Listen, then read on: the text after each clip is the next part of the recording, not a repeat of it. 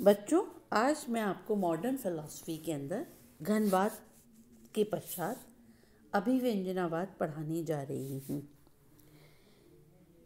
कलाकार जब बाहरी रूप की उपेक्षा करके विषय वस्तु के प्रति निजी भावनाओं को अभिव्यक्त करने के उद्देश्य से कला निर्मिति करता है, तब ऐसी कला को अभिव्यंजनावादी कला कहते हैं। 20वीं शताब्दी में अभिव्यंजनावादी कला का उत्थान जर्मनी में हुआ और उसकी तुलना गोथिक कला की गूढ़ भावनात्मकता से की जा सकती है।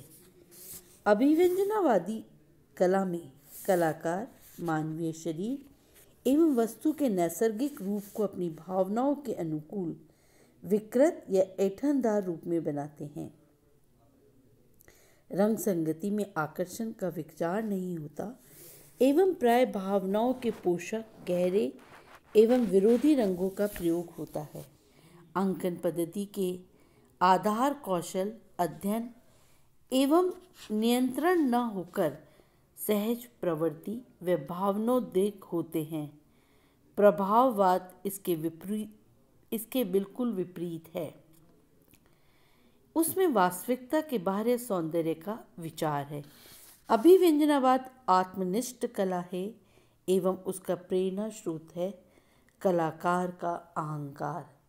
अभिव्यंजनावाद इटली, जर्मनी और ऑस्ट्रेलिया से प्रादुर्भूत होकर मध्य यूरोप की एक चित्र शैली के रूप में, जिसका प्रयोग साहित्य, नृत्य और सिनेमा के क्षेत्र में हुआ है, देखा जा सकता है। अभिव्यंजनावाद एक आधुनिकवादी आंदोलन था जो 20वीं शताब्दी के आरंभ में जर्मनी से प्रारंभ हुआ। पहले यह काव्य पोएट्री के क्षेत्र में आया और उसके पश्चात ये चित्रकला के क्षेत्र में आया। आधुनिक रूप में इसका साहित्यिक प्रतिपादन इटली के विचारक बोनदेतो क्रोचे ने किया। क्रोचे के अनुसार अंतः प्रज्ञा के क्षणों में आत्मा की सहजानुभूति ही अभिव्यंजना है। कला के क्षेत्र में इसे आवागार्द के अग्रमार्ग के रूप में जाना जाता है। अभिव्यंजनावाद की मूल संकल्पना यह है कि कला का अनुभव बिजली की कौंध की तरह होता है, अतः यह शैली वर्णनात्मक अथवा चाक्षुष न होकर विश्लेषणात्मक और अभ्यांतरिक होती है। उस भाववादी शैली के विपरीत जिसमें कलाकार की अभिरुचि प्रकाश और गति में केंद्रित होती है।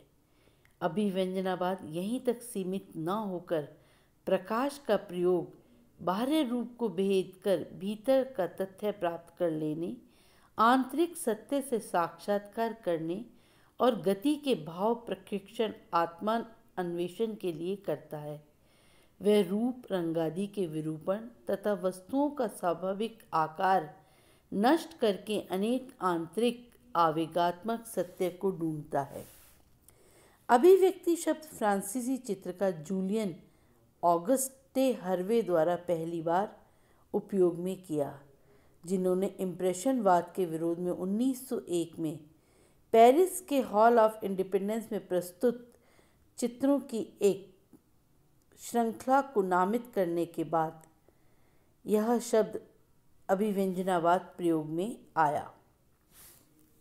अभिव्यंजनावाद कला में यूरोपीय मानव की 20वीं शताब्दी के आरंभिक काल की कठिन व समस्यापूर्ण मनोवैज्ञानिक एक सामाजिक स्थिति का तीव्र व परिणामकारक दर्शन है। फ्रांस एवं जर्मनी दोनों देशों में औद्योगिक विकास के परिणाम स्वरूप एक युद्ध की आशंका से जनित विकारग्रस्त मनोवृत्ति संस्कृति, कला व संस्कृति पर आघात कर रही थी। दूसरी तरफ फ्रांस व जर्मनी में अनेक समस्याएं थीं। फ्रेंच कल्पना परंपरा के बुद्धिवाद व तर्कनिष्ठता की परिणति घनवादी व उत्तर घनवादी शैलियों में हमें देखने को मिलती है, किंतु जर्मन कला भिन्न दिशा में अग्रसर हुई। तत्व व ज्ञान व गूढ़वाद के प्रति स्वाभाविक रुचि होने के कारण जर्मन कलाकारों में औद्योगिक विकास व यांत्रिक मानव जीवन के प्रति घृणा पैदा हुई। और प्रतिक्रिया के रूप में आंतरिक गूढ़ एवं पारलौकिक अनुभूतियों की कल्पना द्वारा खोज शुरू हुई।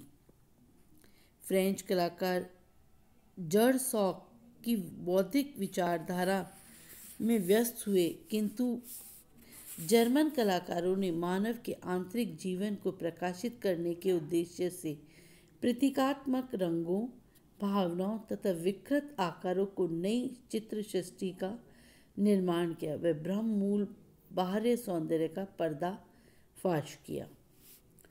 फ्रेंच फाववाद की अलंकारिक ऐंठन व घनवाद के आकारों के पृथक्करण से जर्मन अभिव्यंजनावाद की आंतरिक व्याकुलता व गूढ़ आत्मिक अभिव्यक्ति स्पष्ट रूप से भिन्न है। यद्यपि अभिव्यंजनावाद के विकास में फाववाद व घनवाद ही प्रेरणा स्रोत रहे। इस भिन्नता के सामाजिक, राजनीतिक, सांस्कृतिक एवं धार्मिक कारण हैं, किंतु सबसे बड़ा प्रबल कारण यही है कि 19वीं सदी के जर्मन समाज के न्यायनिष्ठुर शास्त्र परिपालन व कठोर नियम दमन के विरोध में व्यक्ति स्वतंत्रता का आंदोलन। चित्रकार बैकलीन, फायरबाख, क्लिंगेर, मॉरिस के पलायनवाद, रोमांसवाद के प्रतिक्रिया स्वरूप होल्डर व मुंक ने साधारण मानव के हताश आंतरिक जीवन का मनोवैज्ञानिक चित्रण किया। काटे, कोलविट्ज ने बनाया व अंत में इसका विस्फोट अभिव्यंजनावादी कला के रूप में हमें देखने को मिलता है। यह एक ऐसी पीढ़ी थी जो भौतिकवाद के भविष्य के बारे में आशंकित थी। फ्रेंच दार्शनिक आरी बर्गसो की पुस्तक सृजनशील उत्क्रांति में प्रकाशित विचारों का जर्मन भाषा में विंडेलवॉन्ट व चिम्मेल ने प्रचार किया व उसका जर्मन कलाकारों पर अनोखा प्रभाव पड़ा। बर्गरसे ने सहज ज्ञान से सृजन करने पर बल दिया था। जब हम बाहरी बंधनों से मुक्त होकर कार्य करते हैं तब सृजन होता है। इस विचार ने कठोर शास्त्रीय बंधनों से मुक्ति पाने को कलाकारों को प्रेरित किया। विल्हेल्म वॉरिंगे ने सार तत्व तादात्म्य पुस्तक में प्रकाशित निजी विचारों से उसका समर्थन किया। दोमियों व रुओ को छोड़कर फ्रेंच चित्रकार वास्तविकता के बाहरी सौंदर्य पर लुब्ध थे और उन्होंने रंग बिरंगे मनोहारी रूपों को चित्रित किया। इसके विपरीत जर्मन कलाकारों ने संसार के आंतरिक सत्य की खोज करने के प्रयत्न किए और उनको वहाँ दुख, निराशा व मृत्यु के अलावा आशा की कोई किरण नहीं दिखाई दी। शायद हो सकता है कि किन्हीं भौगोलिक कारणों से अभिव्यंजनावादी प्रवृत्ति यूरोप के उत्तरी प्रदेश में प्रबल हो रही हो, जिसके कारण यहाँ वही वान गोग, मुख, होल्डर, एंसोर, कांडिस्की, कोकोश्का जैसे महान अभिव्यंजनावादी चित्रकारों का जन्म हुआ। वान गो, होल्डर, मुंख व एंसोर अभिव्यंजनावाद के पूर्व काल के कलाकार थे। वे उनकी कला के पश्चात आए अभिव्यंजनावादी कलाकारों के लिए वे पथ प्रदर्शक बने और अभिव्यंजनावाद को आगे बढ़ाया। धन्यवाद। ये थे अभिव्यंजनावाद के सिद्धांत कि किस उस पर अभिव्यंजनावाद प्रारंभ हुआ, किस तरह उसने फाववाद व घनवाद को पीछे छोड़कर नई चित्रात्मक शैली को अपनाया। फर्डिनांड होल्डर व एडवर्ड मुंक इसके प्रणेताओं में प्रमुख माने जाते हैं। मैं अपने अगले वीडियो में आपको एडवर्ड मुंक के बारे में विस्तार से समझाऊंगी। धन्यवाद।